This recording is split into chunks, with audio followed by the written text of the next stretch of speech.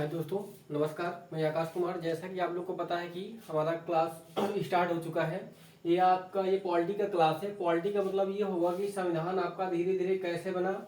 इसके पहले मैंने आपसे ये बात किया कि भारतीय संविधान कितने भागों में विभाजित है। उसके बाद हमारे यहाँ जितने भी है सबका मंत्रियों का पेमेंट, राष्ट्रपति, उपराष्ट्रपति, राज्यपाल, यूपीएससी अध्यक्ष, मुख्य निर्वाचन आयुक्त और वित्त आयोग, इन सब का कितना कितना पेमेंट होता, मैंने उसकी चर्चा की। अब मैं आपको बता रहा हूँ कि लिखा हुआ कि भारतीय संविधान के विकास का संक्षिप्त इतिहास, मतलब कि हमारा भारतीय संविधान है इसका निर्माण कैसे हुआ, तो इसकी चर्चा हम करेंगे।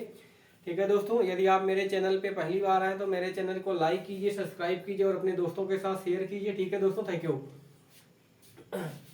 तो सबसे पहले ये देखेंगे भारतीय संविधान का विकास का संक्षिप्त इतिहास, मतलब कि हमारा जो भारतीय संविधान है इसका निर्माण कैसे हुआ। सबसे पहले हम इसको देखेंगे कि हमारा जो भारतीय संविधान है इसका निर्माण कैसे हुआ।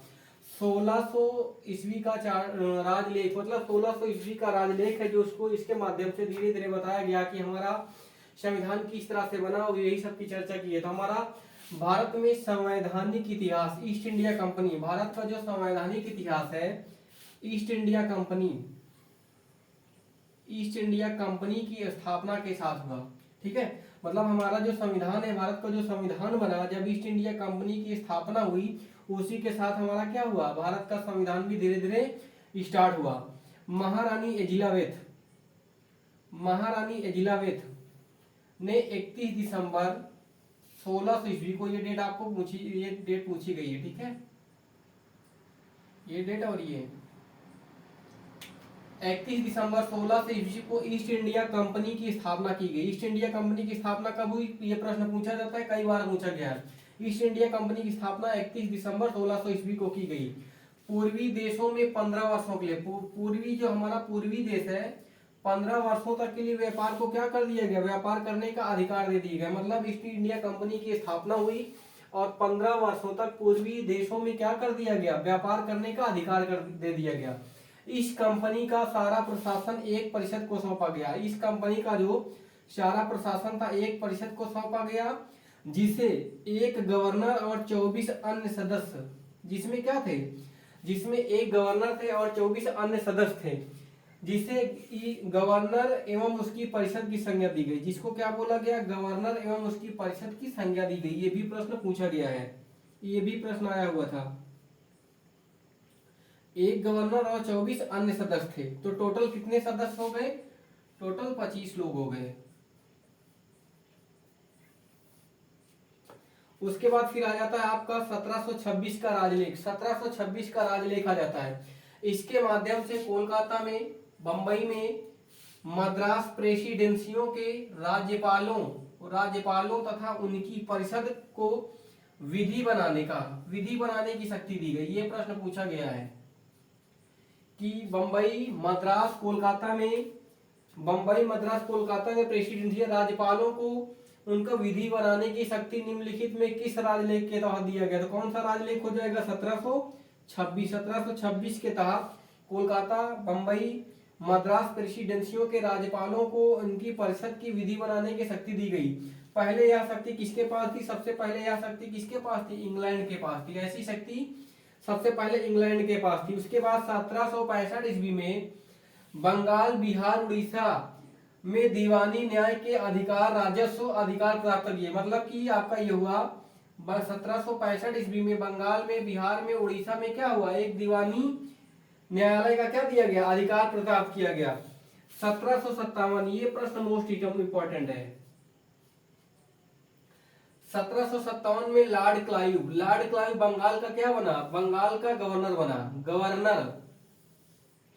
बंगाल का पहला गवर्नर, ये प्रश्न कई बार पूछा गया कि बंगाल का पहला गवर्नर कौन था, लॉर्ड क्लाइव। कब बना था, 1757 ईस्वी को। उसके बाद फिर आ जाता है 1858 में आपका क्या होता है, सिपाही विद्रोह होता है। सिपाही विद्रोह एनटीपीसी में पूछा गया प्रश्न, कई बार कई तरह से प्रश्न पूछा था। एनटीपीसी में पूछा गया था सिपाही विद्रोह कब प्रारंभ हुआ था, 10 मई 1858। उसके बाद समाप्त कब हुआ था, 10 नवंबर 1859 को समाप्त हुआ था। 1934 ईस्वी में एम एन राय भारत में साम्यवादी आंदोलन के प्रेरणता थे। क्या थे? साम्यवादी आंदोलन के प्रेरणता। ये प्रश्न आया हुआ है, ग्रुप डी में ये पूछा गया प्रश्न है। भारत में साम्यवादी आंदोलन के प्रेरणता थे। ठीक है। एम एन राय के उद्देश्यों से ही 1946 में संविधान सभा का क्या किया गया? गठन किया गया। एम एन राय के उद्देश्य से ही 1946 में संविधान सभा का गठन किया गया। 24 जनवरी 1950 को संविधान क्या हुआ? अस्तित्व में आया। कब आया? 24 जनवरी। ये डेट आपको याद होनी चाहिए। 24 जनवरी 1950 को हमारा जो भारतीय संविधान था वो किस में आया? अस्तित्व में आया। उसके बाद आ जाता है आपका 1773 regulating act. 1773 regulating act. 1773 regulating act में उस समय ब्रिटिश प्रधानमंत्री कौन था? लॉर्ड नार्थ था। उस समय ब्रिटेन का प्रधानमंत्री लॉर्ड नार्थ था। इसने गुप्त समिति की रिपोर्ट पर 1773 में ब्रिटिश संसद एक्ट पारित किया गया। ब्रिटिश संसद एक्ट पारित किया गया जिसका मुख्य उद्देश्य था भ्रष्टाचार एवं कुशासन। भ्रष्टाचार एवं कुशासन को क्या करना? दूर करना। 1773 एक्ट में लॉर्ड नार्थ ने एक गुप्त समिति रिपोर्ट प्रस्तुत की जिसका मुख्य उद्देश्य था भ्रष्टाचार एवं कुशासन को समाप्त करना। निदेशकों की पदावधि 1 वर्ष से बढ़ा करके कितना कर दिया गया था? 4 वर्ष कर दिया गया। 1 वर्ष से बढ़ा करके 4 वर्ष कर दिए। यूपीएससी में प्रश्न आता है, फिर भी आप लोग को पता होना चाहिए। 1 वर्ष से बढ़ा करके कितना वर्ष कर दिया गया? 4 वर्ष कर दिया गया। कंपनी के संपूर्ण प्रशासन में 2 संस्थाएं थी। पहली संस्था थी निदेशक मंडल, दूसरी थी स्वामित्वधारी मंडल। कोर्ट ऑफ डायरेक्टरी की कुल सदस्य संख्या कितनी थी? कोड ऑफ डायरेक्टरी पूछता है कि कोर्ट ऑफ डायरेक्टरी की 1773 में कोर्ट ऑफ डायरेक्टरी की सदस्य संख्या कितनी थी? 24 थी, 24 थी, जिसमें प्रतिवर्ष 1/4 सदस्य क्या हो जाते थे? 1/4 रिटायर हो जाते थे। जिसमें प्रतिवर्ष 1/4 सदस्य रिटायर हो